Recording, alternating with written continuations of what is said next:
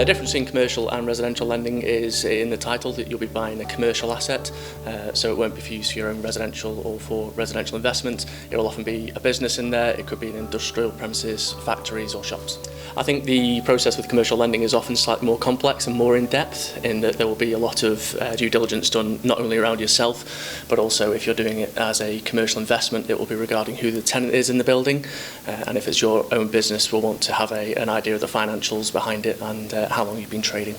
Experience is preferred if you're looking to have a first commercial investment property, just due to the complexities of managing a tenant.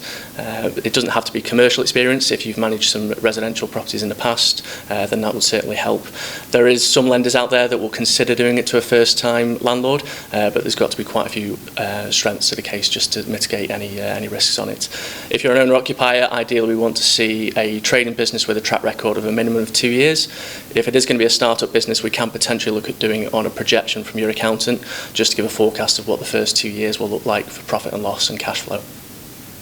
For lending against commercial property, there will be different loan to values depending on whether you're doing it as an owner-occupier deal or for an investment. So if it will be owner-occupier and your own business will be a tenant there, we can get up to 75% loan to value through some lenders. Commercial investment, we normally try and bring the loan to value down slightly.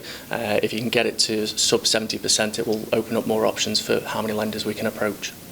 In terms of the type of property people can buy through commercial lending, we're normally looking at a minimum value of 75,000, just to allow the lenders to obviously make some money on the minimum loan requirements. If you can get to above 100,000, it will certainly open up our options as to how many people can finance it. When people are purchasing a premises for owner-occupier basis, an accountant will sometimes advise to buy it in your personal name, and then there can be an informal lease through to the trading business. So the affordability on that assumption is done through the strengths of the financial of the trading business.